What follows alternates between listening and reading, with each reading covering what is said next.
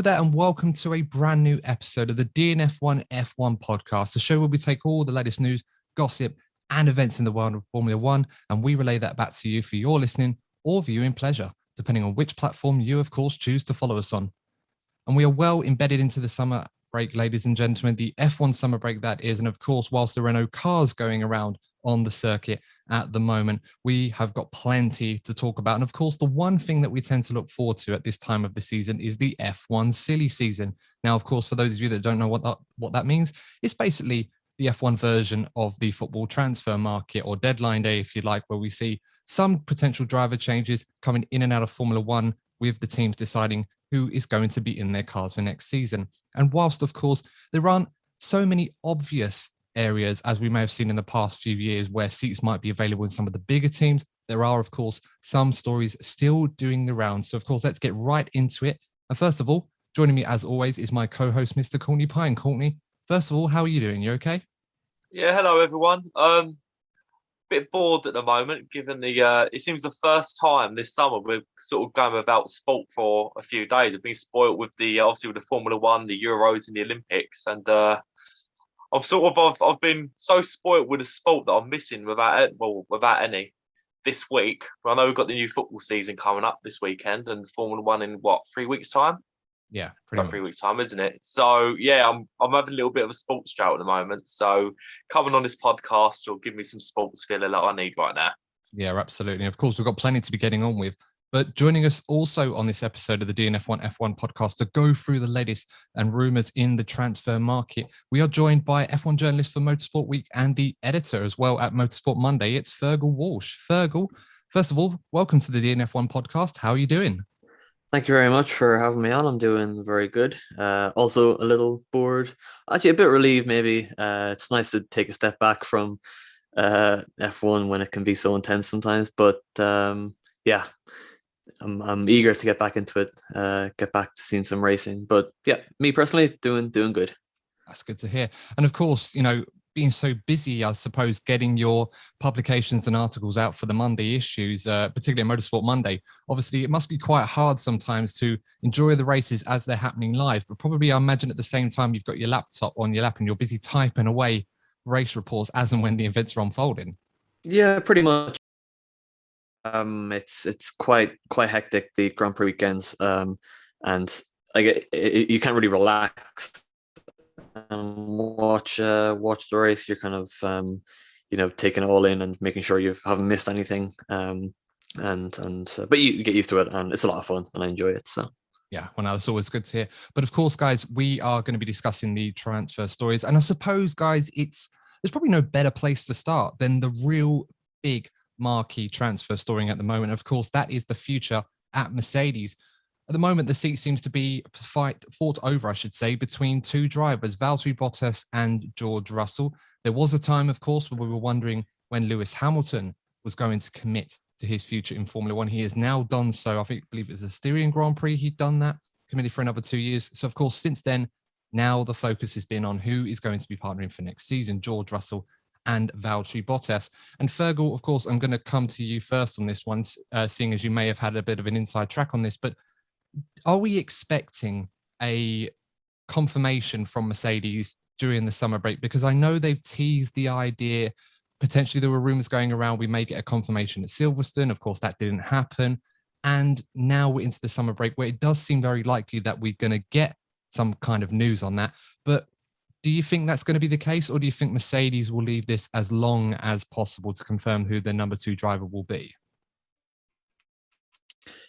Well, I think obviously it's a huge decision for Mercedes to make. It's a huge decision for any team to make, but Mercedes are championship contending team.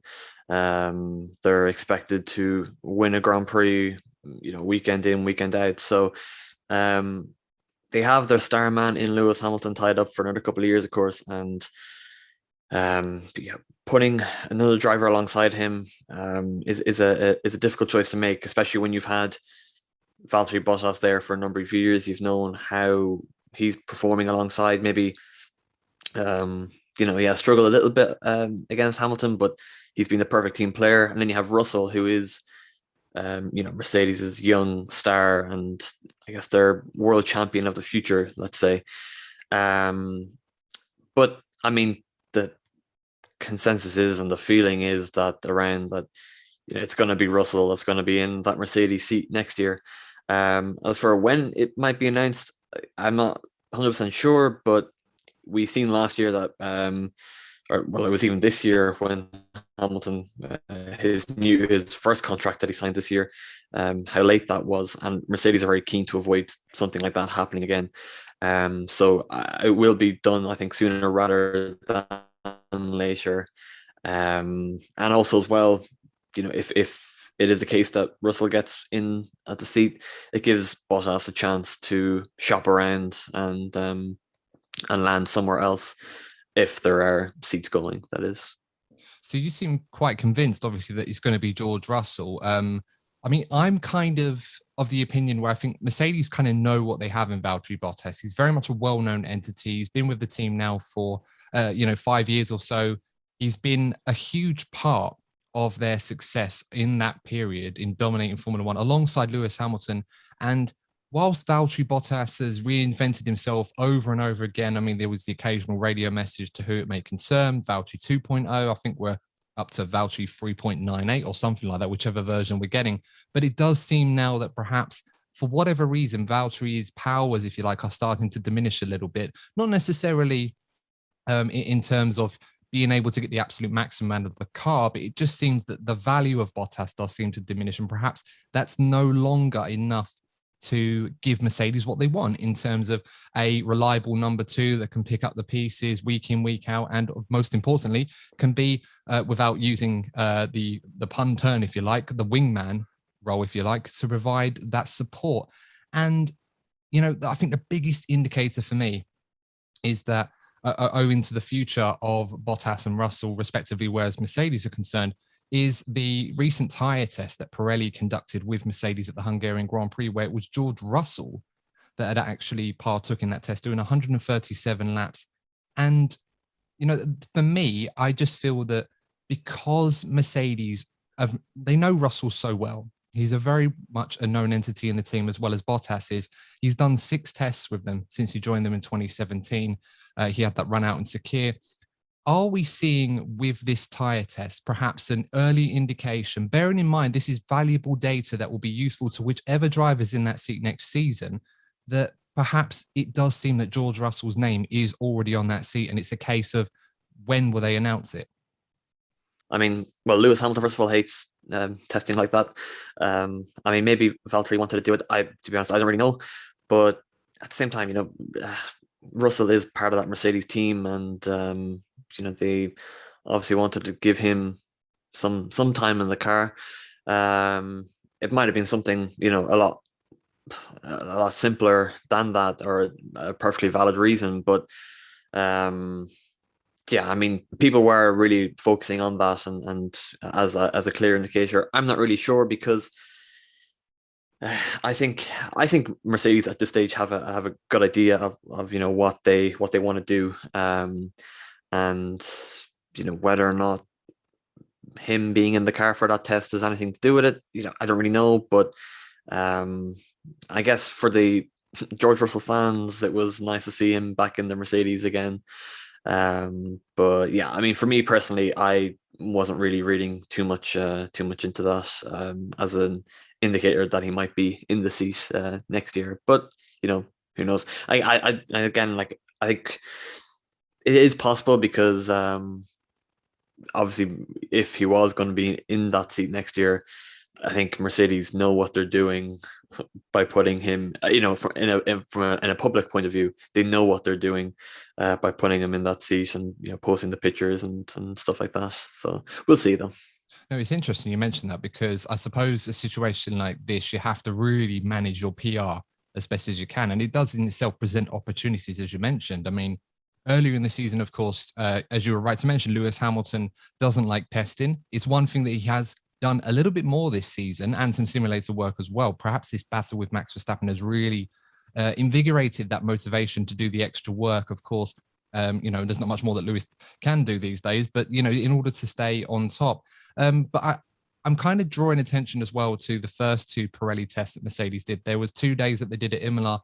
Bottas did day 2, I think it was. Hamilton did day 1. And then, of course, they had a day session at Paul Ricard, which was cancelled, which I believe Bottas was meant to do that. So in my mind, if Mercedes are going to commit to say, let's say they commit to Bottas for another year, it would make more sense to put Bottas in the car to do that Hungary test rather than waste a day. And I use the term waste loosely in this, waste a day in putting a driver that is also fighting for that seat to get all of that experience and that running on the 2022 tyres when it'd be much more valuable and useful to one of the other 2 drivers, assuming Bottas was going to get that seat next year. So because he hasn't, to me, I just turn my cynical hat on and say there aren't really any coincidences in Formula One. There is definitely a premeditation to this. Courtney, I'm going to bring you into this discussion as well. Obviously, Fergal and I have just been talking about, do we believe that this tyre test is going to give us an idea of to who is actually going to be in this car this season, especially given the timing of the test as well? How do you see it? Do you feel that George Russell, this is perhaps a premeditation for Mercedes to prep George Russell and then announce him for next season? Or do you feel that this is just a coincidence and George was always planned to be in this car for this test? I feel like we've been discussing this topic since we started this podcast 18 months ago, Adam, to be honest. It's been ongoing for ages. I think Mercedes have been ahhing over this for a while now. In my opinion, I think Mercedes should go for Russell. I think given the circumstances, I think it's great having a wingman. You look back to the Ferrari dominance when you had Rubens Barrichello. In this case with Mercedes with Bottas, it works when the team is dominant. But I think we're going into an era now where Mercedes, in theory, won't be having it easy. We've seen it this season. They've got a stiff challenge with Red Bull and Max Verstappen, and I expect the challenge to be a lot more difficult next season with the change of regulations, where I expect the likes of Ferrari and perhaps McLaren to come into the mix.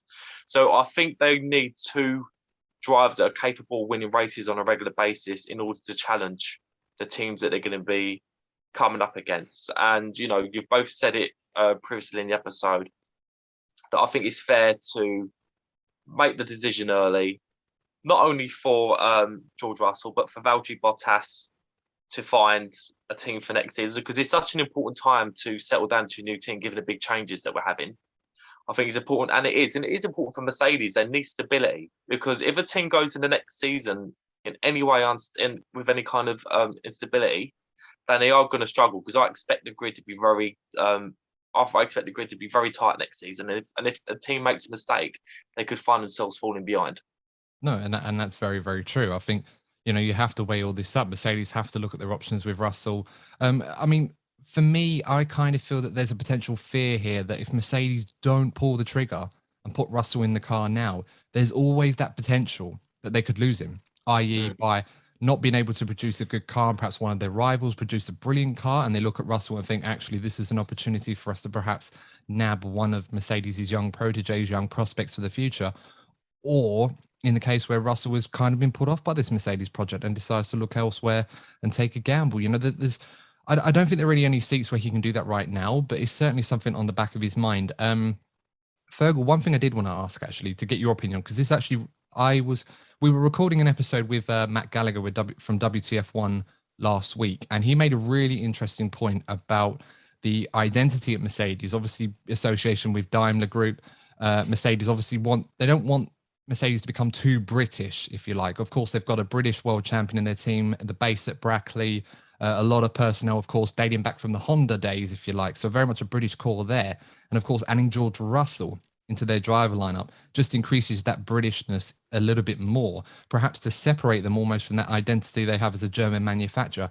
Do you feel that's something that might be on Mercedes' mind when they make a decision like this? Because it wasn't so long ago that Mercedes were considering having Nico Hülkenberg in that car alongside Nico Rosberg before they looked at Hamilton after Michael Schumacher went. Yeah, I think well, your voice cut out of it there, but I think what you were getting at was the Mercedes not becoming too British, was it? Yes. Yeah. I mean, if you want to focus on that too much, then maybe that it could be an issue. It depends, what the the Daimler and the Mercedes board think of it, if they want to keep that sort of German heritage and that, and not have it too, I guess, publicly, because at the end of the day, the two drivers are the two most public figures in a Formula One team. At the same time, you have Lewis Hamilton, the greatest Formula One driver of all time, many might say, and George Russell, who has, pretty much since his debut in Formula One, has been, I guess, heralded as this up and coming world champion in the future. And I think pairing them together is it's headlines. It's a really, really strong team that you're going to have there. It's going to get a lot of publicity. It's going to get a lot of action on the track. Whether Mercedes would like that or not, I don't know. But it is a thought I'm sure that they probably will consider, because the drivers are very important, like I said, to the team. But whether their nationality really should matter, I'm not too sure.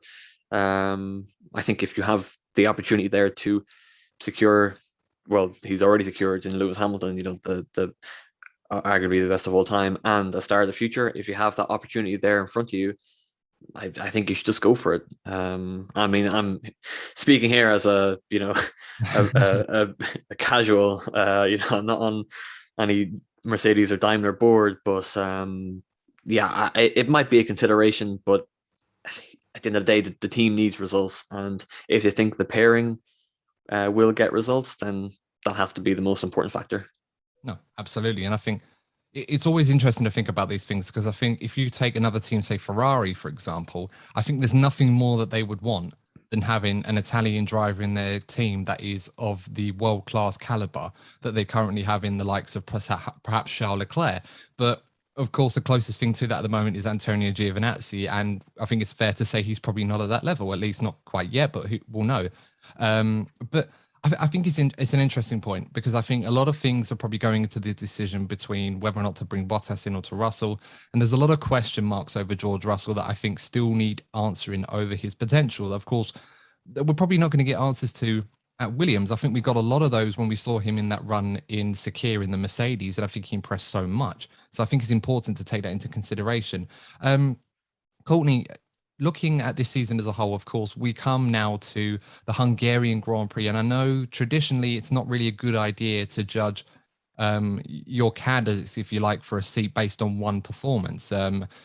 And, George Russell scored his first points for Williams at this Grand Prix. And by contrast to his amazing fortunes, and you can see the emotion that he expressed on his face at that, Valtteri Bottas had one of the worst weekends of his Formula One career. And whilst it's tempting to look at that one race and say Valtteri Bottas has been terrible, even though Mercedes did gain unintentionally from Bottas's mistakes, and Russell was, by contrast, brilliant in the Williams to a degree and got those first points. Should we be looking at that performance in a bit more detail as just to sum up where their seasons have been, or should we be judging them as a whole based on what they've done in, let's say, the last 18 months, if for a more fairer comparison? Yeah, I think they should react more to how Bottas has reacted to the new challenge from Red Bull. He's had a bit of an up and down season, but overall, I don't think he's been good enough. There have been one or two races where Valtteri has been needed to back Lewis, because obviously the performance has been so close between the two teams, and he hasn't been there. It hasn't been there for them. So I think that's something worth considering. It's easy to look back on things hypothetically, but I look back on one or two of those races, and I just wonder if George Russell was in that seat. I wonder if Mercedes could have been in a much healthier position in the Constructors' Championship on maybe one or two more races than they actually have. And I'm sure that's the sort of thing that Mercedes would be thinking about. And as I said earlier on, I think it's only going to get tougher for Mercedes, and I think they need the two best possible drivers they can get in order to handle the up-and-coming challenge. No, that's a fair point. I mean, Fergal, what do you say to that sort of question as well? Because I'm looking at the points totals this season. Of course, Valtteri Bottas has scored, I think it was 55% of the points that Lewis Hamilton has scored this season. And whilst Lewis Hamilton always scores lots of points, that's the worst showing or performance that Bottas has put in compared to his teammate at this point. of the season since he has been at Mercedes.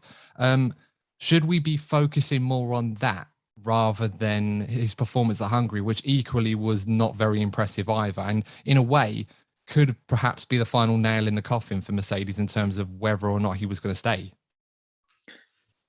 Yeah, I think there's so many factors that you need to consider when, I guess, assessing a performance. But I mean, you could say that this year in particular is probably the most crucial of Bottas's year so far with Mercedes, simply because, we have this great battle between Red Bull and Mercedes. I feel like it's going to be a real team effort this year. In the last couple of years, it's kind of been easy, let's say, for Mercedes. They've been unchallenged. Bottas hasn't been able to challenge Hamilton, of course, but his contribution in the Constructors' Championship was very valuable. And I think, I think it's probably fair to say that Bottas isn't challenging for the Drivers' Championship this year. We're halfway through the year, and it's very much on Verstappen and Hamilton, you must say.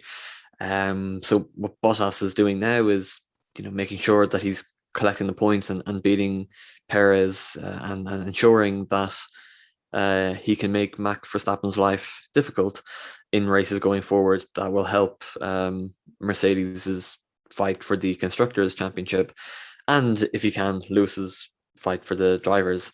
And I think if he does a good job there, I think that's where I guess he needs to be assessed. And of course, he has had off weekends this year, and I think we've accepted. Well, we accepted a long time ago that he's not up to the challenge. He's not up to the pace of Lewis Hamilton. A few drivers are, but I think it's a bit unfair to just completely write him off, let's say, and not I guess give him a chance or step back and just sort of consider, what is he doing in the Constructors' Championship for Mercedes. And in the second half of the season, I think that will be, well, of course it will be very, very crucial. And if we do get news that he is leaving the team soon, how his attitude is, after that, will he go out, will he fight, I'm sure he will help Mercedes as much as he can. He's still a professional, but seeing what attitude he takes on the track, and if it does something to boost his performance or the opposite, I think will be very, very interesting to see. I think it's very much in his self-interest that even if he does lose the seat at Mercedes, that perhaps the potential options that are available to him would want to know that Valtteri is still very much an asset to them, and still has plenty to offer to those teams that might be inquiring about his services. I mean, just to sort of round this up now, I think before we move on to the next part, Fergal, I'm kind of getting the vibe that you very much think that Russell, it's now going to be his time for that seat next season. Am I right? I think so. I think it's also very strange that we have in Formula One such a long-standing pairing. It's not so often we get. So I think Hamilton and Bottas are fast approaching to be the most drivers paired together across as teammates. So I think for Mercedes entering a new era of F1, let's say, with the new regulations, a new driver in there, I think it could serve them well. So I'm going to say that Russell will be there next year. Yeah, and Courtney, obviously no secret. We've talked about this a few times, but for the sake of this, who do you think is going to be in that seat next season, Bottas or George Russell? Yeah, I reckon it'll be Russell, but I've been saying this for quite a while now, so I'll be almost pleasantly surprised actually when it's finally announced. But I do expect it deep down to happen. Yeah, I'm going to agree with you both. As I said, I think for a while I felt that the vibe was that if George Russell impressed this season in the way that he has done in the past, and if anything, he's gone into he's found another level of performance. He's been consistently in Q2, obviously had that Q3 appearance at Silverstone, let's not forget. And despite the fact that his qualifying performance was not great in Hungary compared to the other races, that was the one he scored points. And you could see the emotion on his face. Perhaps there was an incentive in his contract, perhaps, that if he was able to score points in the Williams, he may get that opportunity in Mercedes. And that's what we saw, perhaps. Hard to tell. Of course, we can speculate till the cows come home on this, but I do think that Mercedes putting George in that tyre test at Hungary was not as premeditated as perhaps some people may think it is. I think that is a clear sign, especially given that Mercedes aren't going to learn anything new from George Russell that they don't already know. And George is not going to do anything more in terms of setting foundations with the team that he's had done in the past, having tested for them 5 times in the past already, that given there's so much valuable data that can be learned for this for next season, that it makes sense to put a driver in that car at this point of the season that you expect to be in that car for 2022. So I think it's going to be George Russell as well. But of course, we'll have to wait and see when Mercedes do announce it, if we are right on that one. But on the subject of Valtteri Bottas now, we're assuming, of course, that he's not going to be in that car next season. So let's assume that we're right on this one. For once, we're right on this one. And look at his potential options. Now, a lot of news has been going on about a potential switch to Alfa Romeo. There's been options in the news about potentially going into the World Rally Championship, although Bottas has stressed that he's a bit long in the tooth, if you like, despite being only 31, to really develop a full-time career there in the same way Raikkonen tried to do a decade ago. The obvious seat for me that I think makes sense to Valtteri, and not only suits his needs but suits the needs of his potential new suitors, is at Williams. And Fergal, looking at this situation, Valtteri Bottas, of course, Williams increasing their technical partnership with Mercedes for 2022. Does it seem obvious that a swap between George Russell and Valtteri Bottas, if George Russell does get the Mercedes seat, is the best option for all parties? I'm not so sure. I think Williams is a very interesting seat for next year, should George Russell move on, and should Nicholas Latifi even be there as well. But because there's so many, I think, candidates for that Williams seat, and if Bottas is on the market, then I mean, we could slot him in there and say that he is a candidate. Of course, that's where he spent his years before he went to Mercedes, and built up, a good reputation, a good reputation that was deemed good enough to replace the world champion in Nico Rosberg. So, I think it is an option. If that's what Bottas wants to do, of course, it would be a step back, even with the new regulations coming in next year.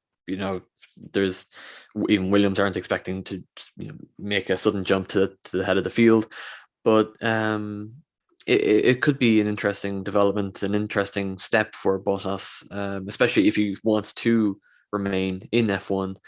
And I'm guessing as well, if that was the case, and as you mentioned, like a swap, let's say, between Russell and Bottas, it would be very, I don't want to use the word easy to negotiate, but it would be, let's say, a simple move around in terms of both of those teams. And Toto Wolff was very much involved in those negotiations to bring Bottas to Mercedes back in 2017, of course, to replace Nico Rosberg when he suddenly retired from Formula One as champion.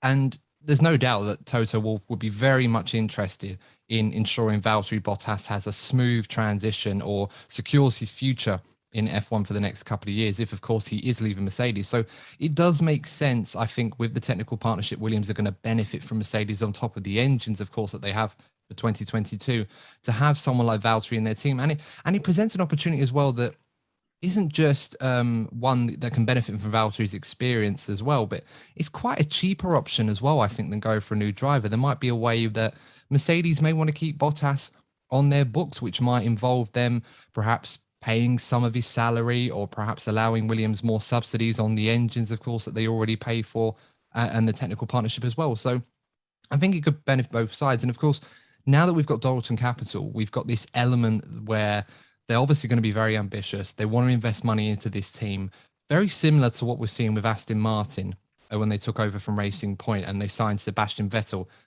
Courtney, does Bottas represent an opportunity for Williams to have a bit of a marquee signing, perhaps in the same way that Vettel was for Aston Martin over the next few years? Because they can sell him on a similar project that Aston Martin did with Vettel for the next 3 or 4 years. Of course, there's going to be a huge question mark over whether or not they can deliver on that in the same way that Aston Martin looked like they could with Vettel.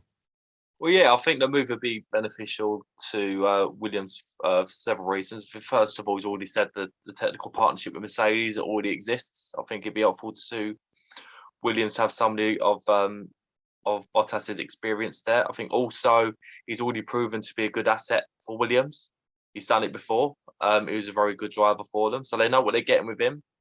And yeah, I think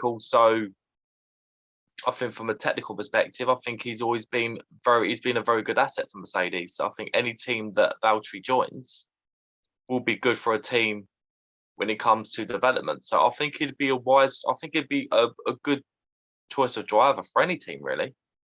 And do you think Williams might be able to sell him on this project that they're going on? Because, of course, as I said, like Aston Martin, they're very ambitious. And, of course, they have hopes that eventually they could return to the upper echelons of the F1 hierarchy in the next few years, maybe a bit longer than that. Valtteri's 31. So, of course, if he is going to be sold on a project like this, it needs to have some elements where there's progress sooner rather than later. Do you think they have what it takes to convince a driver of Bottas's caliber to perhaps take that risk of joining a team that might not present him with those opportunities for race wins and podiums now, but perhaps could do so in the next few years?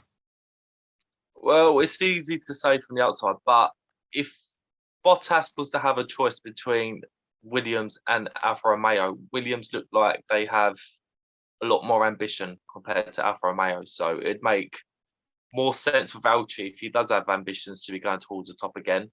Williams probably have a bigger chance of doing that. Obviously, where Ferrari go with their engine going forward will play a part in that as well. It'll be very interesting to see how they get on. But right now, I think Williams look like they have more potential. But what I do find interesting is that Valtteri Bottas's choice will have wider implications for the wider transfer market, let's say, because if he goes to Williams and it's a straight swap, there isn't going to be as much movement. But if Valtteri goes to Alfa Romeo, you've then got a seat open at Williams, which could lead to a driver leaving from another team. I don't know. Hypothetically speaking, we could say Pierre Gasly might go to Williams.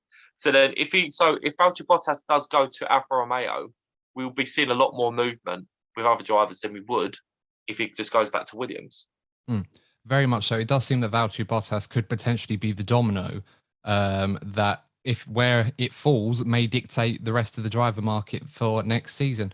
Fergal, obviously on that subject of Bottas potentially joining Williams if he doesn't stay at Mercedes, of course, we've already talked about his mental state, his mindset when he's come up against someone like Lewis Hamilton, and there have been occasions where he's had to play second fiddle. And of course, whilst Valtteri most of the time has been very supportive of doing that, obviously it has affected him mentally. Do you feel that the perhaps a decision to join Williams might be a good thing for Bottas's mindset? Because bearing in mind, he's got to weigh up the possibility that he could be joining a team that may not be able to get him anywhere near a podium or perhaps even points over the next few years. Yeah, it's a very good point. I'm going to bring it back to what you said about him, probably wanting to join a team project that has future, that has a movement, that has some sort of progression going forward. Because if he is on the F1 field next year, wherever he is, if it's not Mercedes, that is, wherever it is, it's going to be a step down from where he's been used to competing over the last couple of years, which is for wins, for podiums, at the very least. So it's going to be a step down for him, but it's a new project. It's I think it's still something to get excited about. We've seen Sebastian Vettel do it for moving away from Ferrari, although that Ferrari was a lot less competitive, but it's still a Ferrari. Going to Aston Martin. So I think it could work out well for Bottas if he finds a seat elsewhere on the F1 grid. But yeah, like you said, I think it does need that hint of, we're going somewhere, we're doing this, we have this plan. And I don't really see the attraction if Bottas gets a seat just for the sake of being an F1 driver and staying in F1. I mean, you mentioned long-term projects. Of course, Alfa Romeo probably tried to sell Bottas on a similar path to Williams, selling their project. But despite the fact that they've increased their technical partnership with Sauber for 2024, I just don't feel that Alfa Romeo can offer Valtteri Bottas what he needs or what he would want to have. other than perhaps an opportunity to stay in F1 if there are no other seats available. But again, it just seems to me that perhaps if he isn't going to be at Mercedes, Williams would be the natural fit. But of course, we'll have to wait and see. I mean, is there a risk with Bottas, Fergal, that if a seat doesn't present himself at Williams or Alfa Romeo that excites him enough to want to stay in Formula One, could it be possible that we see Valtteri walk away from the sport? Because I think it's important to mention that he will very quickly become one of the most experienced drivers in Formula One in the top 30. He's had 9 race wins with Mercedes, which is up there with some of the all-time greats, 17 pole positions, and of course, runner-up in the Drivers' Championship on 2 occasions, as well as winning 5 constructors titles while he's at, or 4 constructors titles, I should say. Other than winning a world championship, there's not much that Valtteri Bottas has achieved in the sport. And perhaps if he's not able to get a seat that can provide him with that opportunity, could we see the possibility where he may decide to walk away from F1 altogether? I think that is a very real possibility, for all the reasons that you mentioned. And you know, there's life in racing outside of Formula One. I think sometimes people forget that. You know, we see Roman Grosjean doing quite well in IndyCar right now. Kevin Magnussen doing his stuff in sports cars with IMSA, and you know, Peugeot going forward. You know, there's more out there, and you know, I think Bottas's reputation, it's sort of been warped into, oh, he can't compete for a championship, he's no good. You know, he's still a very solid Formula One driver, and if you're a good Formula One driver, you know, you can be competitive nearly anywhere else in, you know, in racing. So, if there is no real option that he sees as valuable to him going forward, I think we could see him race elsewhere. But I do think he will race somewhere else. I don't think he'll be a guy to walk away from racing altogether. That being said, I do think he will be in F1 next year. At least that's just my personal prediction, is that he will still be on the grid next year. I certainly hope so, because I think Valtteri has a lot to offer to a lot of F1 teams on the grid. I think we shouldn't ignore the fact that despite the fact he's not obviously reaching the heights that Lewis Hamilton is, which of course, again, is almost impossible to do against one of the greatest drivers of all time, it does seem that compared to perhaps a few other teammates in top teams, that Valtteri is a consistent performer most of the time. And I think he's a very well like driver. You know, he's got a great skill set and is a very much a known entity. You know what you're going to get with Valtteri. It may not necessarily be a 10 out of 10 every day, but he's a solid 7 out or 8 out of 10 most days. And I don't think that should be ignored, despite having a car as good as a Mercedes. I don't think we should knock him for that in some way compared to some other drivers on the grid. I was hoping, actually, you mentioned obviously other avenues outside of F1 that are an option to him. Of course, let's not forget Marcus Ericsson. I'm surprised you most admitted him actually after winning the Music City Grand Prix in Nashville yesterday, at the time of recording this, which was incredibly impressive. Did either of you see that, how that unfolded for Marcus Ericsson? I saw it on Twitter.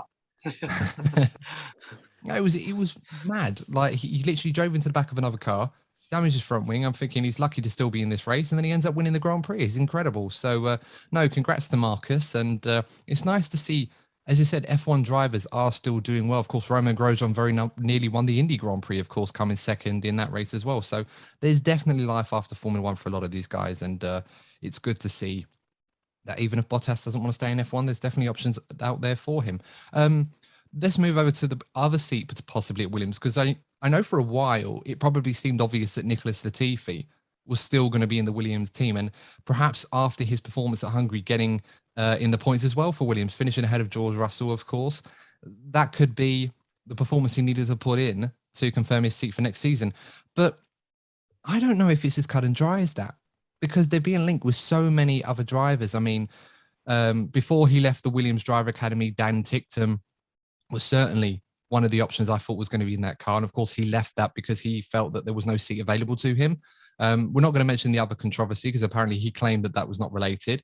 And for those of you interested in what that was about, check out his Twitch stream from a couple of weeks ago. That was quite an interesting watch. Jack Aitken, obviously another driver that's been on the books. Jamie Chadwick, of course, from W Series as well at Williams was another option, although probably a bit more unlikely at this point in time.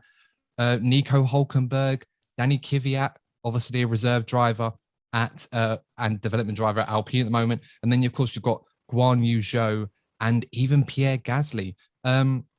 Fergal, I've listed so many names on there already, but is there anyone in that list or anyone I haven't already mentioned that perhaps could be in that Williams seat next season if it's not Nicholas Latifi? I think there's so many that it could be, except maybe Pierre Gasly. I do think he will be at AlphaTauri again next year. But yeah, I think, Williams next year, their lineup could be totally different or could be totally the same. And that's just kind of how the situation is right now. It's not very clear who they'll go for. Yeah, obviously Latifi did very well at the Hungarian Grand Prix. Got his first points in F1 in a great drive. Of course, was helped quite a bit by drama elsewhere, but that's just how things go. I honestly, it's very, very difficult to predict who could be in that Williams seat next year. Guan Yu Zhou was actually a very interesting mention. Of course, he's part of the Alpine Junior Academy, but he does bring quite substantial backing. I know Williams has said that necessarily doesn't really excite them, or it's not a necessity anymore going forward. But I think Zhou would be an interesting fit also commercially. As a Chinese driver, it would be great for the team. But yeah, I think there's a lot of options going there. I mean, you mentioned, of course, that money, or looking for perhaps not necessarily paid drivers, but drivers that come in with their own financial backing from an external third party, doesn't exactly become a necessity for Williams, as perhaps it would have done a few years ago when they were having some real financial troubles, of course, escalated further by the COVID pandemic a few years ago. Nicholas Latifi, of course, it's documented or rumored that he brings around £20 million worth of revenue into the team every season. Do you think that because Williams are not necessarily looking for money from one of their drivers as like a prerequisite for them to join, does that present a risk that we may not see Nicholas Latifi on the grid this year, next season, I should say, despite the fact that he's managed to get points for the team this season, which could be hugely valuable to them in terms of revenue? Yeah, I mean, that's if they feel they want to, I guess, reward him with a seat for next year because of that. I don't know, but Williams, as of right now, Williams don't have any drivers signed for next year, and if you don't have a contract in front of you and signed, then your future's uncertain. Courtney, of course, it's a really good point on Nicholas Latifi. I think he's a very much a known entity with the team. He's very professional, of course, with the way he carries himself at Williams. I don't think I've heard anyone at Williams have any issues with stuff that he's done. Not necessarily the odd occasion where he might have an issue in free practice, etc. But then, of course, so many drivers do.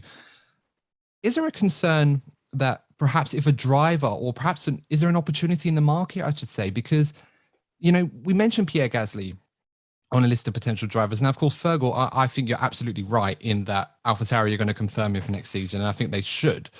But if there is a shred of doubt over Gasly's potential prospects at Red Bull or AlphaTauri in the future, should Williams perhaps try to explore the possibility of luring in a very much a marquee signing of someone like Pierre Gasly in particular? It's definitely worth considering, particularly if Valtteri Bottas goes to Alfa Romeo or stays at Mercedes. But if George Russell does leave Williams and joins Mercedes, I don't think it would be the best idea for Williams to have two new drivers going into next season, given the circumstances. I think what the teams need right now is continuity to go through this big change. So I think Williams would probably make a mistake if they were to start with two new drivers, and I think that's what will probably work in Latifi's favour. Yeah, quite possibly. Another name I want to mention, because we talked about Guan Yu Zhou, and whilst, yes, absolutely, having a Chinese driver in Formula One, especially someone like Guan Yu Zhou, who currently is doing rather well in the F2 Championship, is currently leading that. It just seems to me that there are other drivers out there that Williams could bring into this team that might be more appealing for them long term. One of which already exists in the same driver academy as Guan Yu Zhou, and that's Oscar Piastri, the Formula 3 champion, another driver doing very, very well in Formula 2 this season with the Prema team.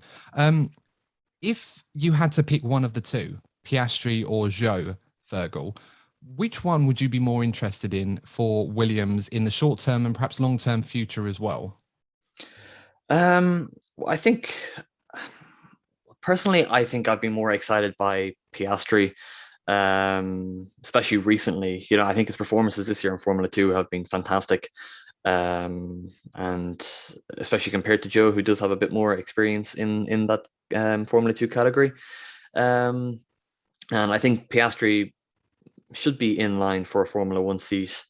Whether it be next year or the coming years after that, I'm not so sure. But you know, it would be great to see Piastri in there, and I think he's demonstrating in Formula 2 that he deserves a spot in Formula 1. But of course, you know, seats are just so hard to come by right now, and he is part of Alpine, but you know, there aren't seats there, so will they try to loan him off elsewhere to get him some F1 experience? I think that's a very real possibility. Otherwise, you're just going to get their talents going to waste. Well, this is it, because I think Piastri's ceiling, with all respect to Guan Yu Zhou, is significantly higher than Guan Yu Zhou's. You know, Guan Yu Zhou now, I think he's 25. He's been in Formula 2 for a few years now, and I've kind of expected Guan Yu Zhou to be performing at a level where he was competing and potentially leading the F2 Championship for a few seasons now, and I don't think we've really seen that. And it's almost hard to gauge how he's really doing compared to his competition because of how broken up the F2 calendar is now compared to how it used to be. So I look at the F2 field and there's a lot of potential there at the moment. So many good young drivers, but in terms of quality, I feel like Guan Yu Zhou had a much more competitive field of drivers around him when he started in F2 compared to where he is now. So it's probably easy to think that in the same way as Latifi and Luca Giotto were when they obviously were doing very well in the F2 Championship, that they looked a lot better against a much weaker field compared to where they were when they first in. So that's why I kind of look at someone like Piastri. I feel that there's certainly a lot there, and I think I'm very impressed with what he's doing this season. And of course, another driver that I'm going to talk about in a bit when we talk about Alfa Romeo. But the Alpine Academy, on this subject, obviously you've mentioned there aren't seats available there. Have Alpine put themselves in a bit of a problem with this one, Courtney? Because they've got Guan Yu Zhou, they've got Oscar Piastri, they've got Christian Lundgaard as well. Let's not forget him, who's a very solid driver in his own right in F2. And even he is looking at potential drives in IndyCar and Formula E as well. So do we feel that it's possible that we may end up seeing Alpine, or Williams perhaps should look into potentially trying to sign one of their drivers and offer them the golden ticket of a Formula 1 seat? I don't think it's a problem that exists primarily for Alpine. I think it's a problem that exists for F2 drivers in general. I think this is probably the first season in quite a while now where we haven't seen F2 drivers being linked with F1 seats. Obviously, we've seen it recently with last season with Mazepin. We've seen Mick Schumacher, George Russell, Lando Norris. We've been seeing quite a few F2 drivers coming to F1 recently, but this season seems to be a lot more slow compared to usual. The team that looks most likely to bring an F2 driver will most likely be Alfa Romeo. And that's why, going back to original point, Ferrari have so many drivers in their junior academy that are ready to go into F1 as well. But it's only because Alfa Romeo are more likely, the Ferrari are under less pressure. So I think it's a problem that exists for all the big teams with a junior program, not just Alpine. Yeah, there just doesn't seem to be enough seats to facilitate all of these young drivers in these academies. Seem to have got to a point now where so many of them in the past couple of years have made it onto the Formula 1 grid, of course, through virtue of their talent and, of course, in some cases, a little bit of support along the way. But we're now at a point now where these teams obviously perhaps sold this dream to their drivers when they recruited them and potentially being in their car in the future. It's just not available to them. And signing someone like Ocon for a couple of years, of course, I think was a very, very good move. And obviously they got a win out of it, and hopefully that will work out for them. But Alonso as well, it's made things even tougher for Alpine, as well as Alonso has been. It is putting a blocker in the way for these young drivers. So I think, you know, someone like Oscar Piastri, if a seat at Williams becomes available next season, I think he should really think long and hard about whether or not he goes for it or tries and get in the Alpine for 2023, depending on what he does in F2. But I'm going to wrap this up with Williams. Guys, I'm going to ask you both who you think is going to be in those 2 seats next season. I'm going with Latifi and Bottas. Fergal, who are you going with next season for Williams? Oh man, this is literally like the $1 million question. I'm gonna go Latifi, and let's go for Danny Kvyat. Why not? Oh, we didn't talk about Interesting. Kvyat much. No. But I'm curious to ask why, because Kvyat's, of course, he made his return to Formula One a little, not too long ago. He was doing well as a Ferrari reserve development driver, done a good job there, and of course, still involved with Alpine. Do you feel that? I mean, why do you think Kvyat will be given a third opportunity into Formula One? It's called Eeny, Meeny, Miny, Mo. Well, I don't know. I feel like I was sort of tempted to say maybe Latifi and Joe, but I don't know if that would really work. I think Kvyat he's an experienced Formula One driver. I think he's quite underrated actually. I think he's put in some great performances in previous years. Didn't have the easiest of careers in Formula One with all the mess that was created by Red Bull and all that promotion and demotion. And I think it would be nice to see him get like a shot in a new environment, at a new team. And it's more just a personal wish of mine. But I think it is an outside option for Williams. And if it happens, then I'll probably look like a genius. So why not? You have to clip this. I'll certainly be giving you credit if you do. We'll have to clip that one. So, Courtney, I'm going with Latifi Bottas. Fergal is going with Latifi and Kvyat, if I remember rightly. Courtney, who's your 2 for Williams next season? Yeah, I'm going to second what you said. I just think there's too close a bond between Mercedes and Williams. I just think it makes a whole lot of sense for there to be a straight swap between their drivers. And as I always said about Latifi, I think he's been a stable asset for them, the way that Bottas has been for Mercedes. So I think that lineup would be quite solid for Williams. So I reckon that's what they'll be aiming for. That's if George Russell even goes to Williams, goes to Mercedes. We're assuming a lot here. Yeah. Yeah. It's weird. Guys, of course, in the comment section, if you are watching this podcast on YouTube, let us know who you think is going to be in the Mercedes next season, who you think is going to be in the Williams. And of course, let us know about Alfa Romeo, Alfa Tauri, and Red Bull, as we're going to get into right now. So Alfa Romeo, again, we've already talked about this one potentially as an option for Valtteri Bottas. And whilst I don't think Alfa Romeo can present to him a project as exciting as one at Williams, or if Mercedes give him a contract extension, that becomes irrelevant anyway, because there's no way Bottas is going to turn down an extension with Mercedes once again. But there are some options available for Alfa Romeo next season. Now, of course, currently they have Kimi Raikkonen and Antonio Giovinazzi. We've seen for a long time now that Kimi Raikkonen has been signing extensions left, right, and centre to stay with the team and stay in Formula One. Fergal, on the topic of Kimi Raikkonen, whilst in the last couple of weeks he's been driving okay, on the fringes of the points, of course, until we find out what happens with Vettel. Of course, this podcast is being recorded on Monday evening, so we may know, of course, by the time this comes out, what happens to his appeal. Do you feel that Kimi Raikkonen is there really room for him now in Formula One? Because I love Kevin Kimi in F1. I think he's great. I was watching Grill the Grid the other day when he deliberately got himself out of that line of questioning just because he didn't want to be there, which I thought was hilarious, typical Kimi Raikkonen. But it does seem now that Kimi is very much driving in F1 for the fun of it, rather than being super motivated to try and deliver those performances to help Alfa Romeo. And with that being said, do you feel that Alfa Romeo need to now finally cut the cord and say, okay, we need to look at our options elsewhere and for the next couple of years? Because we all know Kimi's not going to be around that long, but it does seem a decision needs to be made now. Yeah, and I think Alpha's decision will be made quite soon.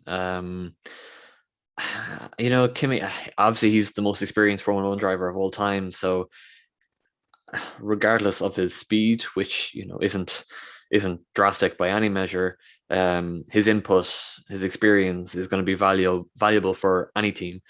And yeah, I think obviously the Kimi that we saw years and years ago, it's not the same Kimi as right now. Pace wise, of course, he doesn't have the car to compete. But I think, I think possibly I'd be very surprised if Kimi was still on the grid next year. He's been around for so long that what he like you said, what he was doing for the fun of it.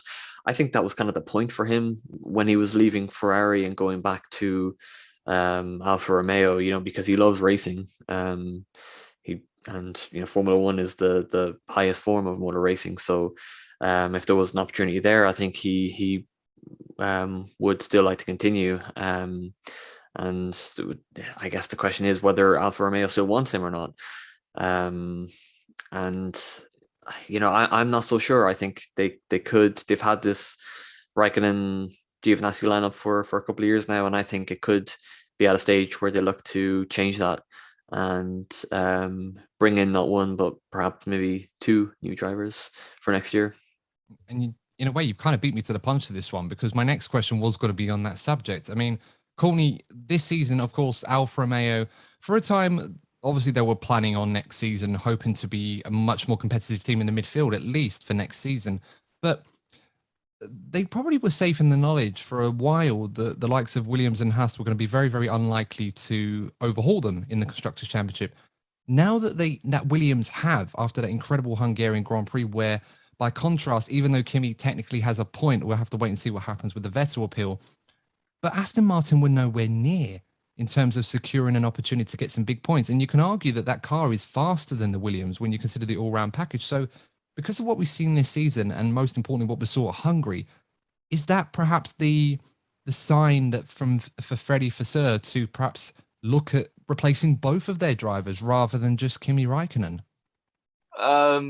Possibly. I think, as I said, with the Williams situation, I don't think teams would be looking to replace both of their drivers in one go. I think with Kimi, the thing with Kimi is that Kimi's marketable. He still has a decent amount of speed as well. And I think that's what is keeping Kimi's seat, the fact that he's marketable, he's well loved within the Formula One fan base. But Kimi being Kimi, he might make the decision just to leave out of nowhere. Let's not rule that out, given the way that he behaves. But I think that Alfa Romeo will look to remove one of their drivers, and I feel that if Kimi stays, I think Giovinazzi might be released, because I think there's a lot of talent in that Ferrari junior program that are waiting to get a seat in Formula One. So I expect one of their drivers to arrive next season. I don't know which one, but there's so many to choose from. So yeah, I think if Kimi remains, Giovinazzi will go, and then obviously vice versa. I think if Kimi does choose to go, we'll be seeing one of those F2 drivers coming. Yeah, and we're getting a lot of signals at the moment from Alfa Romeo over where their tactics are in terms of their driver lineup for next season. I think they've been very much outspoken over the disappointment of the fact that they missed out on some potentially big points in Hungary and how it could cost them in the 2021 championship, owing to what Williams did by comparison, where they were so impressive.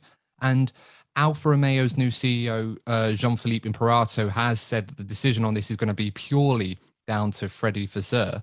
And Freddie Vasseur himself has, gone on record as well and saying he's wanted to continue, not necessarily continue the partnership with Ferrari, but he's very much focusing his attention on the young drivers at Ferrari. So, of course, Giovinazzi, of course, is one of them, still on the books at Ferrari. You've got Callum Ilott, who's still with Ferrari. Of course, technically, Mick Schumacher is technically an option as well, being a part of that academy. Robert Schwartzman, Marcus Armstrong, so there's so many good options there. I'm also going to chuck in Théo Pourchaire, because I think Théo Pourchaire is the most likely candidate out of all of them to be in a Alfa Romeo seat next season, perhaps to replace Kimi Räikkönen. Now, of course, Théo Pourchaire, very, very young driver at 17, was the youngest F2 winner at the Monaco Grand Prix. And in my opinion, I've mentioned already the likes of Guan Yu Zhou, Oscar Piastri as well, who fought with him in Formula 3 in the championship last season, coming out on top, of course. But Théo Pourchaire has an incredibly high potential, in my opinion, and I think could be very much the next young driver, the next 18-year-old, if you like, in Formula One with Alfa Romeo. Fergal, what do you think of that option? And including some of the other names I've mentioned as well, the likes of the Ferrari drivers as well. Do you think that Théo Pourchaire could be the favourite for Alfa Romeo next season, providing as well he also tested for Alfa Romeo in that Pirelli tyre test on Tuesday or Wednesday, I should say? Yeah, well, the test, it wasn't part of the Pirelli test. It was just a private. It went alongside the Pirelli test, but it was just a private thing. Yeah, I think Pourchaire is a very, very strong option. He is, of course, backed by Sauber, who, is essentially still behind the Formula One team. Yeah, I think he's a fantastic driver. He really kind of burst onto the scene, especially last year in Formula 3, finishing second in the championship at such a young age, and has done pretty well for his first season in Formula 2 this year. And yeah, I've been really, really impressed by him. I think he does have a bright future in Formula 1. Whether or not, they want to push him into that seat so quickly remains to be seen, but from the Formula 2 grid, I think him and Robert Schwartzman are probably the two options that could fill that seat at Alfa Romeo, or one of the seats at Alfa Romeo next year. I wouldn't think the two of them would get chucked in there at once. But I do think Pourchaire is a very strong option and a very strong driver of the future. And if they think he's ready for next year, I mean, I think he turns 18. I think it's very soon, actually. I think it's later in August. I think, he'll be under a lot of pressure if he does come into F1 next year at such a young age. But, he's handled pressure pretty well so far, I think. And it would be really, really cool to see another 18-year-old star in F1 again, because we all know what became of the last young star like that in F1.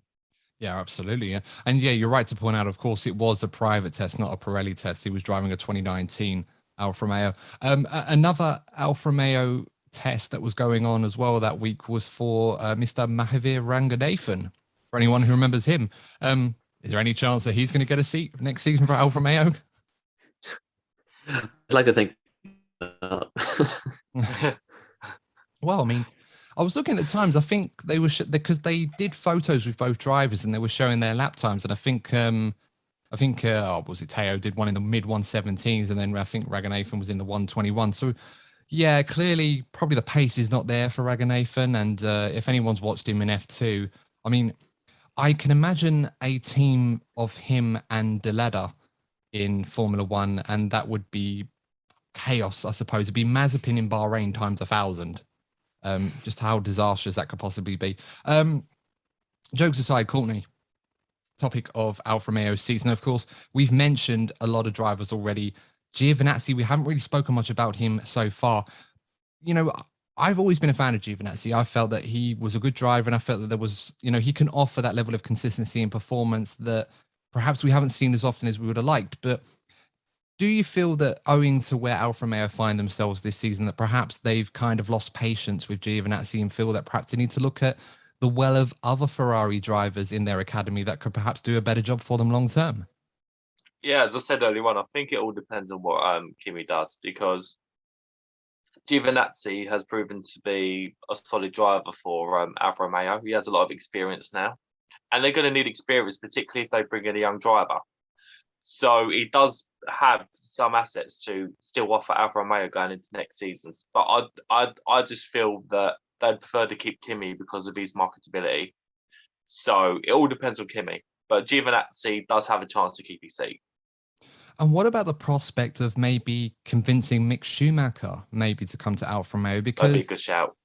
Last season, of course, we expected Mick Schumacher, I think, for a long time to be in that Alfa Romeo seat. There was obviously meant to be the FP1 session at the Eiffel Grand Prix, which of course didn't happen because of the wet weather. And then out of nowhere, Haas managed to negotiate a deal with Mick Schumacher, I should say, to get into the team. Obviously in line with a sponsorship deal from a German-based company, owing to what we saw in Drive to Survive. So do you think there's a realistic opportunity that Alfa Romeo could convince Mick Schumacher to switch from Haas to Alfa Romeo? Or do you feel that Mick would be better off just staying where he is at Haas and just continue his development there? Fergal, I'll ask you that one.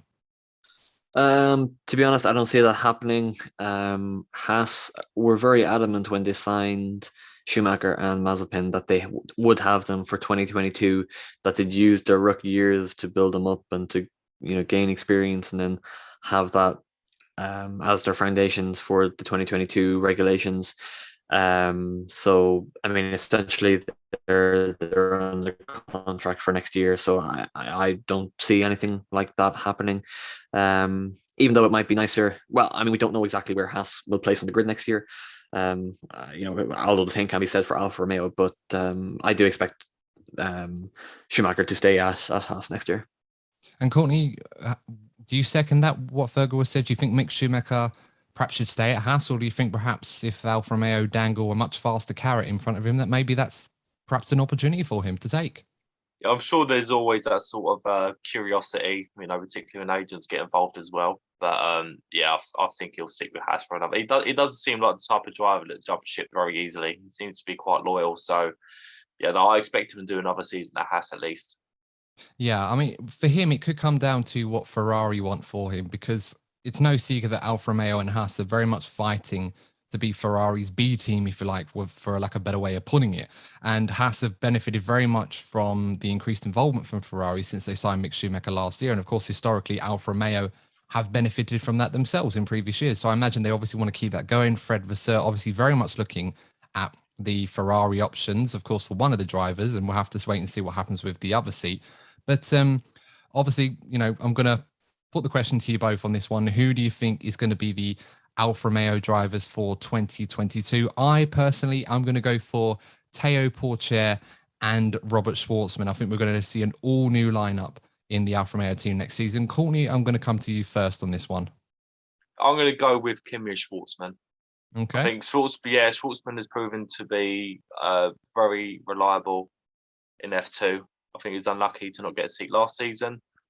I just think I think Kimi could do another season.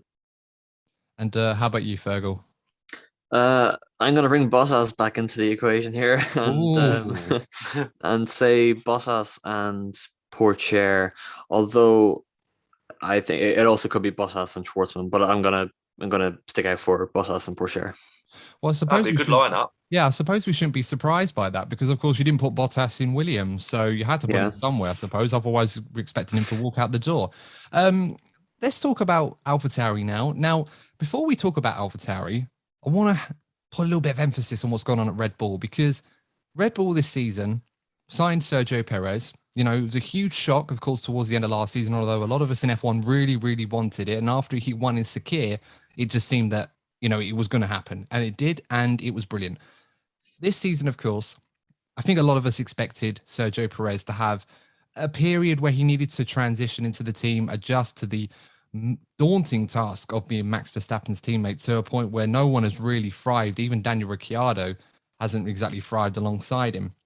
But that being said, Sergio Perez was obviously putting in some, decent performances. He's very much contributing to Red Bull. And of course, he won the race in Baku, which was a big, big moment, especially picking up after Max Verstappen had that unfortunate accident, of course, not caused by his own doing, which took him out of the race. And of course, Perez was able to consolidate the victory after Lewis Hamilton's mistake. But since then, Sergio Perez's performances have been questionable at best. And more often than not, he's found himself struggling to beat Valtteri Bottas, let alone, compete with the likes of Max Verstappen and Lewis Hamilton. I mean, in terms of how he's fared with Max, he's been a long way behind in qualifying, and by virtue of the Red Bull and the Mercedes being more dominant than anyone else, he's sometimes found himself on the second row of the grid because of how good the car is. But there have been occasions where he has been found lacking and found himself struggling in the midfield in the same way that Albon and Gasly did before him.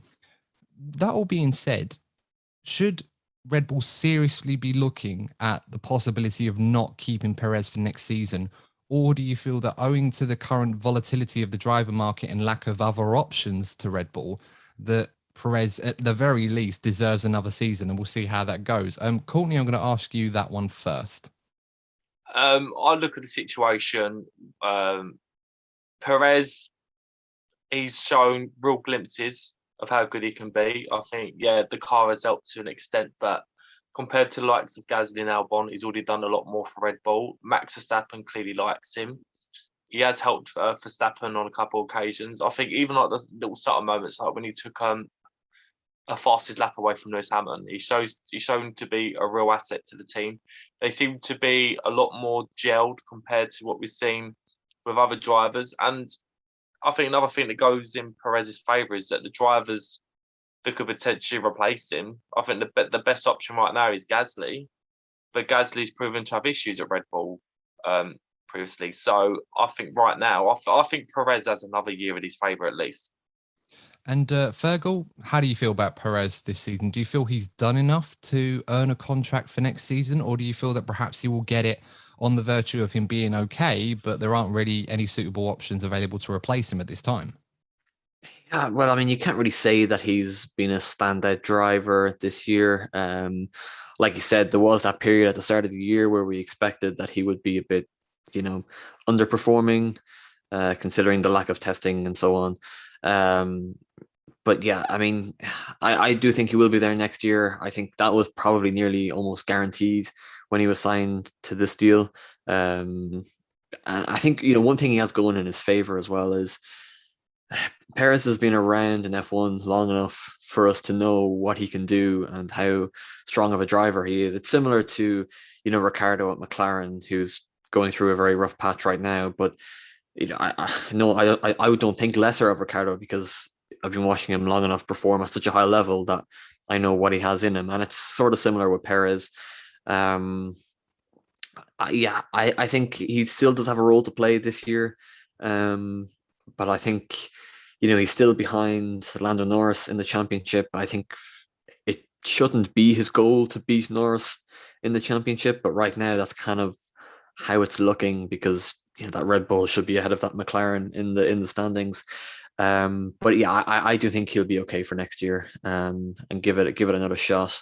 And I guess it can only really go up from there, or from where it is now. And it might do Red Bull, favors to keep him there and not swap out another driver for a fourth time, as they've, been consistently changing drivers with Gasly, with Albon, and then with Perez. So I think he'll be okay for next year.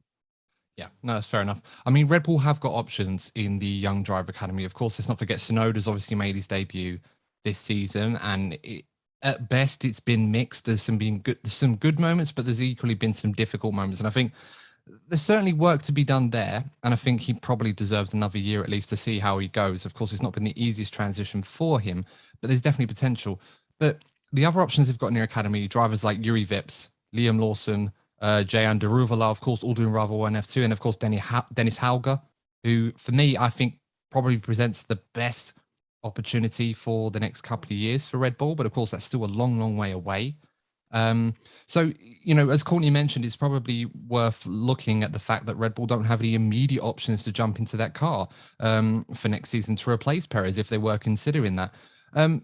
Because of that, do you think that Red Bull perhaps should be looking or revisiting the prospect of putting Gasly back in the car in the future? Or do you think that Red Bull seat is completely closed off to him and it's just a case of keeping him with AlphaTauri until a better option for him becomes available?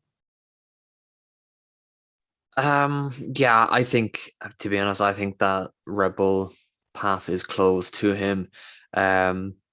We've seen how well he's doing at AlphaTauri, and Red Bull love that. They want that team leader in AlphaTauri, and Gasly is doing that. He's still relatively young. He has experience, and he's showing great speed. And yeah, I think the fact that they didn't sign him for this year says a lot. Red Bull, they could have easily chosen him over Perez, but they didn't. So yeah, I think that path back to Red Bull for Gasly is closed off. I mean, it's such a dangerous thing, really, because you've got a driver in Gasly who, of course, we know how things unfolded at Red Bull to a degree. It wasn't the best environment to nurture his talent. Of course, he was very much thrusted into that seat before he was ready, as many Red Bull drivers have been in the past. But of course, it's very much sink or swim in this environment, whereas Max Verstappen is swimming lengths left, right, and center as good as Adam Peaty ever could. You've got other drivers that have pretty much drowned, for lack of a better way of putting it, and struggled to do so. And Gasly being one of them, and perhaps not being as willing at the time to really try and overcome this and succumb into the issues that he had in that Red Bull car. It's kind of created this, as you said, this wall perhaps that Red Bull are just not going to consider it, and perhaps there is a risk that despite how well Gasly is doing now, and perhaps is a much more attractive option, that Red Bull could potentially miss out because they're just not going to entertain it. With that being said, of course, both drivers, from what we understand, according to Franz Tost, are very much going to stay next season. There have been some concerns over Tsunoda, but it does seem that both drivers, in Franz Tost's mind, he's just waiting for Red Bull to confirm Perez. And then, of course, those guys should be confirmed as well. It does seem to be Red Bull's decision in terms of all of this about who stays and who goes. But one driver I think we haven't talked about much is Alex Albon. And Alex, of course, didn't have the worst season at Red Bull last season. He, again, another driver that was put into that car perhaps before he was ready. And, even though he had his problems like Gasly, I think he was a lot more upfront and willing to try and overcome them. It just ultimately just didn't happen for him at the time. Courtney, all jokes aside about Albon's involvement this season in doing sim runs at Silverstone to try and prove Lewis Hamilton's penalty should have been more severe and trying to recreate any possible incident you can think of for the memes, do you feel that perhaps Alex Albon should be looked at as a serious option for a seat at AlphaTauri or perhaps even Red Bull in the next year or two? I think a return to AlphaTauri would be a good move for him. I think he is a good driver. I just think the circumstances go against him at the moment. I don't see any movement at Red Bull, and I'd be very surprised if there's any movement at AlphaTauri this season. I think Albon's chance will come when Pierre Gasly goes. So that's why he needs to keep himself noticeable within the F1 circle, because it's very easy for drivers to become forgotten given how much competition there is. So I think he needs to knuckle down for the next year, keep himself known. And I think I'll get the feeling that Pierre Gasly will move on after next season. And I think that's when the opportunity could arise for him. Very much so. We'll have to see how the driver market develops for next season. Of course, there are a few contracts that are going to be up for grabs for this 2023 season, I should say. Perhaps that's when Gasly will make his move. I mean, there was always rumors about him going to Alpine in 2023 to replace Alonso, but of course we'll have to wait and see how that develops. They've got their own driver academy of drivers that will want that seat. Red Bull have their own drivers that obviously want a seat as well. Some of the drivers I've already mentioned. And because of that, there does seem to be a finite time when Albon may be the outstanding candidate, and that may not necessarily be the case next season. And because of that, I'm wondering if Albon should be looking at possibly the seats available potentially at Williams and Alfa Romeo for next season as a way into Formula One, rather than play the waiting game and hope that a seat may open up at AlphaTauri or Red Bull, and that may not happen. Fergal, if you were Alex Albon, where would your head be at? Would you be looking at potentially waiting for 2023, perhaps to go in AlphaTauri or Red Bull maybe? Or do you think he perhaps should try to get into a seat at Williams and Alfa Romeo now, whilst he may potentially be the best candidate for either one of those seats? Well, if he's focusing directly on coming back to F1, then I think he should definitely look outside the Red Bull program. I think that Red Bull program right now is stacked with strong junior drivers, which is such a stark comparison to what the academy was like when Albon was called up into AlphaTauri. You have the likes of Liam Lawson, Yuri Vips, Dennis Hauger, that we've all mentioned. But yeah, if he really wants to come back to F1, I think he should be looking elsewhere. Personally, I'm not sure if I see him coming back to F1 anytime soon. And if that's the case, I think he could end up venturing elsewhere into somewhere like Formula E or IndyCar. Of course, he was signed up to race in Formula E before he came to AlphaTauri, but I'd be very surprised if he did end up back in Formula One in any full-time capacity, regardless of what team. I just don't see it happening. Which is a shame, because Albon is a strong driver. He's a really nice guy, but I think, especially when you're so long out of the sport, for someone that didn't really impress too much, it would be very, very difficult to make a comeback like that, I think. Yeah, I mean, I like Albon. I think it was very harsh that he ended up losing his seat altogether in Formula One. I would have much preferred for him to go back into Alfa Tauri. And you're right, the Red Bull driver program has been very, very much a success over the years, but I think their problem is that it's just become too stacked and there's too many drivers coming through all at the same time. And Albon's entry into Formula One with Toro Rosso a few years ago, of course, not long after he'd signed up for Formula E, I think it was it Nissan? Edam's team he signed up with, and he was bought out the last second because he was meant to turn up for pre-season testing and never showed. But he took the opportunity of the driver academy being very, very light on talent. They were looking at Kvyat going back into Toro Rosso as well, and Ricciardo had just left, and everyone was scrambling over what to do. So he very much benefited from that. But of course, that doesn't exist anymore.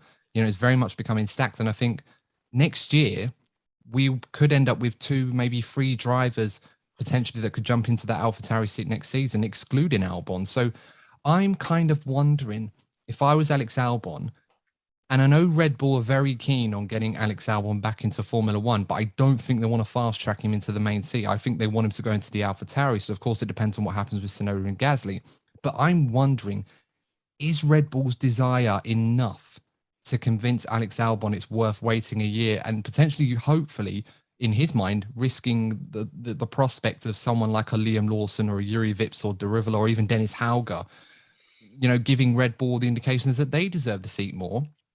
Or should he be more focused on looking at a potential opportunity at Williams and Alfa Romeo, doing a George Russell and making a massive PowerPoint to sell his case to come back into the sport? Obviously nothing like that, but I just think perhaps if there is a seat in Formula One next season, I think Alex should think long and hard about taking it, because he may not get that opportunity in 2023. And Red Bull is ruthless enough already. And given that he's been unsuccessful once, it's so hard to get back into the sport, especially if you're a Red Bull driver. But I'm going to push you now both for the final time on this episode to give your prediction of who's going to be in the Red Bull and also the AlphaTauri seats next season. Fergal, I'll come to you first. I'm got a suspicion we're all going to be very, very similar on this one. Yeah, I think nothing will change for next year. Verstappen, Perez at Red Bull, and Gasly and Tsunoda at AlphaTauri. Courtney? Yeah, I think both teams will stick with both the drivers that they got right now. And we have a triple threat. Hey, pretty much, yeah, I expected it. Interestingly enough, before we do wrap this up, I do want to ask one question, because we've talked about opportunities for Valtteri, Bottas and other teams. Do you think Red Bull should be paying attention to what happens with Bottas and Russell, and perhaps whichever one gets dropped by Mercedes, or if Russell doesn't get picked, do you think Red Bull should be trying to perhaps take one of those 2 drivers on and offer them a seat, if not a seat, at the very least, perhaps a reserve seat for their team next season, with the proviso that it will become a major seat in 2023? Fergal, what do you think? Well, if it's Bottas who misses out, then Red Bull should absolutely pounce on that, because he's going to have all the inside, all the little bits of valuable info from Mercedes. Even like you said, if it was at a development role or reserve role, I mean, that would be such a valuable asset to Red Bull. But, I'm not sure if Bottas would want that kind of a role. But if they wanted to offer him a seat, obviously Bottas would take that in a heartbeat. I'm not sure if Mercedes would be too happy if they tried to poach Russell to Red Bull.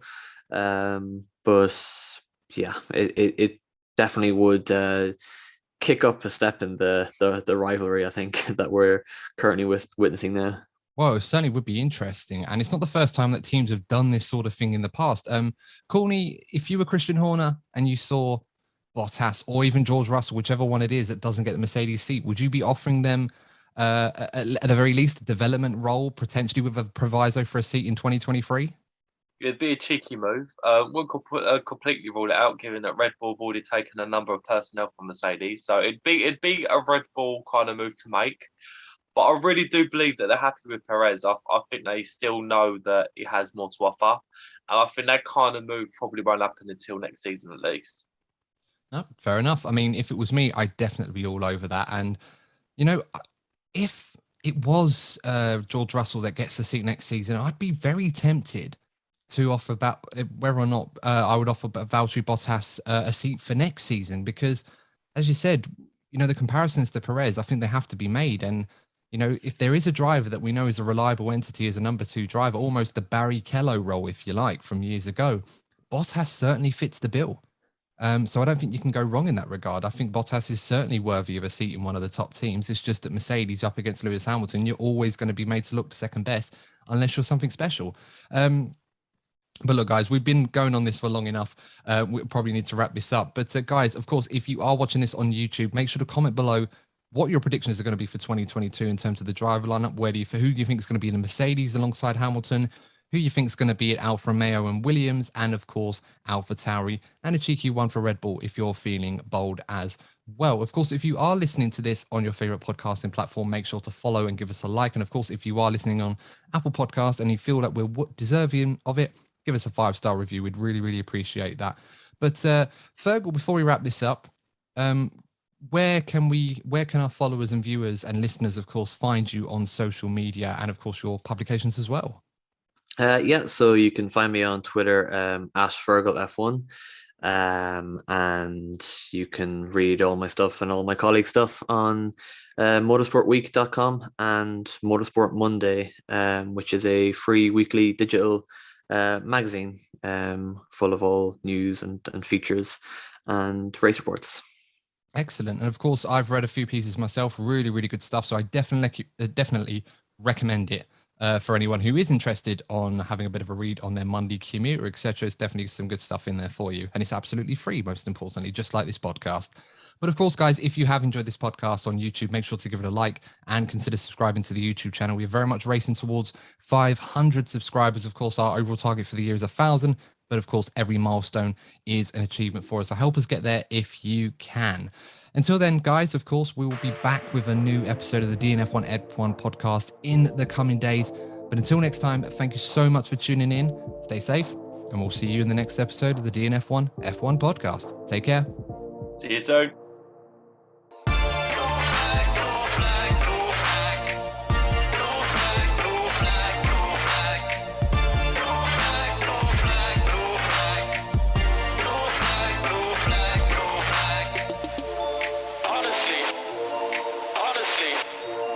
Honestly, what are we doing?